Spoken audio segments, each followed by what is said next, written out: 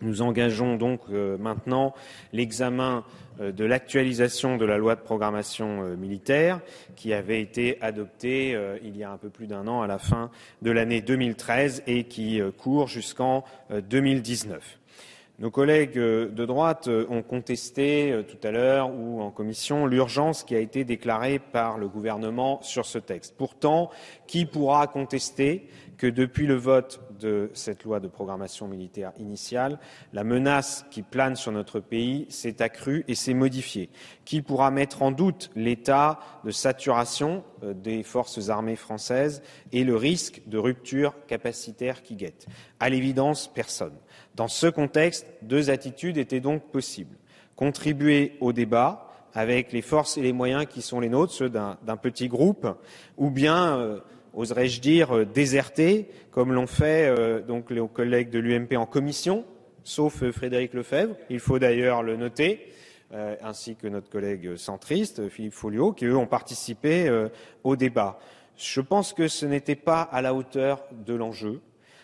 Quand on a, dans une situation comme celle que vit la France, à examiner une actualisation de la loi de programmation militaire, je crois que l'on soit dans la majorité, dans l'opposition, quelle que soit sa sensibilité, il faut essayer de se hisser à la hauteur de la gravité de la situation et des menaces qui pèsent sur la France.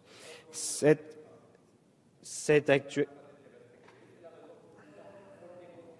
actualisation de la loi de programmation militaire prévoit en premier lieu, et c'est quand même, on va dire, le plus gros morceau, en quelque sorte, de ce projet de loi, des ajustements humains et budgétaires au bénéfice des armées françaises.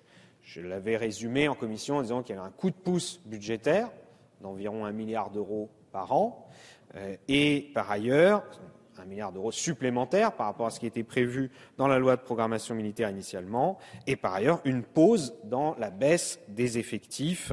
Là aussi, ça se comprend, nous l'avons dit, quels que soient les choix qui peuvent être faits par ailleurs, et j'y reviendrai, c'est parfaitement compréhensible dans la période actuelle. Et j'en profite d'ailleurs pour saluer non seulement l'engagement, mais aussi le dévouement des soldats français qui sont mobilisés sur le territoire national dans le cadre de l'opération Sentinelle.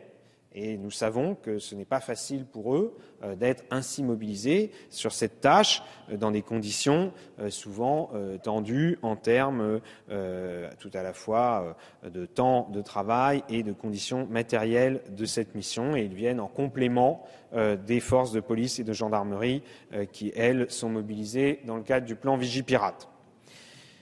En revanche, nous continuons de penser, Monsieur le Ministre, et cela ne vous étonnera pas, je pense, que la loi de programmation militaire initiale n'a pas marqué des évolutions assez fortes, des choix assez clairs pour adapter l'outil de défense de la France, l'adapter à nos choix stratégiques et diplomatiques, qui, eux, ont évolué avec le temps, et c'est bien normal. Nous ne sommes plus, évidemment, dans la situation de la guerre froide, encore moins dans la situation de la crainte d'une invasion étrangère venant de nos voisins sur le territoire national. Par ailleurs, il y a eu une évolution majeure qui a été la professionnalisation, l'armée de métier.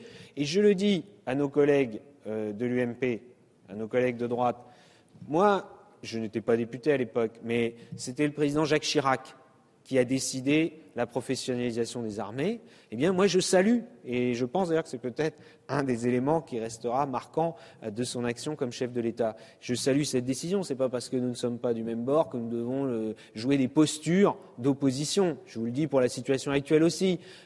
Moi je souscris au choix de l'armée de métier, non seulement j'y souscris, je pense qu'il faut en tirer toutes les conséquences, notamment en termes de format des armées, car dès le départ, ça avait été conçu dans l'idée de réduire le format des armées pour avoir une armée plus réactive, plus conforme aux souhaits de la diplomatie française de participer notamment à des interventions lointaines, loin du territoire national et du territoire métropolitain. Mais par ailleurs, je ne voudrais pas que régulièrement on entretienne la nostalgie, comme certains collègues de droite le font, de l'armée de conscrits. Et je vois bien que régulièrement, un jour c'était M. Bertrand qui voulait faire une proposition de loi, je ne sais pas s'il l'a fait d'ailleurs, tellement c'était ridicule, pour rétablir le service militaire. Ou alors on essaye de dire il faudrait étendre la période des journées de préparation à la défense, ou il faudrait refaire un service civique militaire. Ça. Non, il faut au contraire aller au bout de cette logique qui est une bonne logique pour notre pays. Et par ailleurs, il faut tenir compte de la contrainte budgétaire. Enfin, mes chers collègues, on ne va pas faire comme si la contrainte budgétaire, elle existait dans tous les domaines, sauf dans celui-là. Et ça a toujours été comme ça. J'ai en mémoire ce qu'a dit un ancien chef d'état-major des armées, je crois qu'il officiait lorsque justement Jacques Chirac était président de la République, et il nous a dit à la commission, c'est public, on peut faire état de ses propos, il a dit, mais vous savez, nous dans l'armée, on avait l'habitude de dire que c'est le syndrome de l'édredon dans la valise. La valise, c'est le cadre budgétaire, et il faut faire rentrer l'édredon dedans. Et donc forcément, qu'est-ce qu'on fait ? On a tendance à tasser, à comprimer un peu, et puis on est obligé de couper des morceaux, parce que sinon ça rentre pas. On a toujours fait comme ça. Voilà ce qu'il nous a dit. Oui, parce que c'est une question de réalisme. Alors mes chers collègues de droite, là je voudrais quand même aussi profiter de cette occasion pour le dire. Comment vous pouvez prétendre, à longueur de meetings, puisque votre nouveau président de parti ne cesse de faire des meetings, à longueur d'intervention dans notre Assemblée, qu'il faut faire beaucoup plus d'économies budgétaires. Ça dépend des jours, 100 milliards, 120, 130, les plus optimistes, je ne sais pas si on peut dire comme ça, 150 milliards d'euros d'économies quand le gouvernement actuel essaye d'en faire 50 milliards. Mais, en revanche, il faut augmenter le budget militaire. L'augmenter, alors que même vous avez été obligé de le reconnaître du bout des lèvres tout à l'heure, vous l'aviez quand même réduit, stabilisé, baissé, on peut dire les choses de différentes façons, lorsque vous étiez aux responsabilités. Sans doute le syndrome de l'édredon dans la valise. Donc, il faut que l'on soit cohérent. Moi, je pense en effet qu'il faut rétablir l'équilibre des finances publiques dans notre pays, qu'on ne peut pas continuer à s'endetter. Je le dis d'ailleurs aux ministres et aux collègues de tous les groupes, je ne suis pas favorable à ce qui ne serait qu'un artifice qui consiste à dire qu'on va sortir du calcul du déficit budgétaire les investissements militaires. Pourquoi d'ailleurs que les investissements militaires ? Non, il faut être réaliste, il faut être cohérent. Oui, il faut aussi appliquer la contrainte budgétaire au budget de la défense. Et je comprends en revanche la logique du ministre, il l'a toujours dit très clairement devant notre commission. Lui, il est ministre de la Défense, il défend le budget de la Défense dans les arbitrages budgétaires, et il y est plutôt bien parvenu depuis 3 ans, y compris récemment, mais la contrainte budgétaire, elle ne disparaîtra pas comme par enchantement.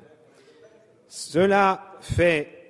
Mais on en a déjà parlé des OPEX et Monsieur le ministre a déjà répondu qu'il y a justement dans le cadre des discussions budgétaires et des arbitrages budgétaires des choses qui sont plutôt allées dans le bon sens. Mais à ce moment-là, suivez-nous, mon cher collègue, où nous on dit qu'il faut donner la priorité plutôt à ce type de moyens, mais en faisant des choix. Et je vais justement en dire un mot concernant les propositions que nous faisons, je le redis à cette occasion, sans bouleverser l'équilibre stratégique et technologique de notre défense, mais pour faire des économies et redéployer des moyens, pour doter les soldats des moyens et des équipements dont ils ont cruellement besoin, nous pensons que l'on peut faire des économies sur le budget de la dissuasion nucléaire, qui est extrêmement lourd, entre 3 et 3,5 milliards par an, et sans forcément la supprimer du jour au lendemain, même si philosophiquement il y a des positions tout à fait légitimes pour le désarmement nucléaire que nous avons toujours soutenu, mais au-delà de ça, il y a des anciens ministres de la Défense, il y a différents militaires ou anciens militaires, en tout cas quand ils peuvent maintenant s'exprimer publiquement, qui l'ont dit à de nombreuses reprises et qui en tout cas ont dit que le statu quo en la matière nous contraignait encore davantage sur les autres moyens et les autres aspects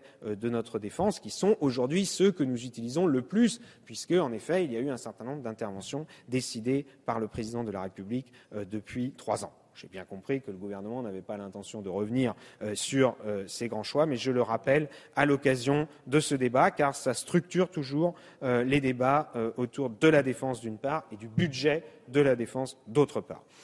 Enfin, je redis que nous pensons qu'il y aurait pu y avoir dans ce texte, et je crois que nous aurons quelques débats sur une réaffirmation plus forte de l'ambition européenne en matière de défense, de coopération européenne, de projets communs, sur certains choix d'équipement, sur les questions comme l'indemnisation des victimes des essais nucléaires. malgré ces points de divergence, de désaccord, qui peuvent être importants, voire profonds, nous saluons une avancée importante qui est celle de la reconnaissance du droit des militaires à faire entendre leurs revendications et à défendre leurs intérêts professionnels avec la création des associations nationales professionnelles militaires. Nous avons des amendements là-dessus. Je salue le fait qu'en commission, un amendement a été adopté un peu conjointement avec la présidente de la commission et le groupe socialiste. Et nous souhaitons que l'on garde cette idée d'une représentation interarmes et que les associations professionnelles soient interarmes pour qu'on n'enferme pas les militaires dans un corporatisme dès le départ, parce qu'on n'y reviendrait pas. Et par ailleurs, c'est un des points sur lesquels nous serons extrêmement vigilants dans la discussion. Et nous avons d'autres amendements, bien sûr, que nous débattrons au cours de la discussion, et c'est l'appréciation générale qui structurera notre position de vote finale sur ce projet de loi de programmation militaire actualisée. Merci. Merci, Monsieur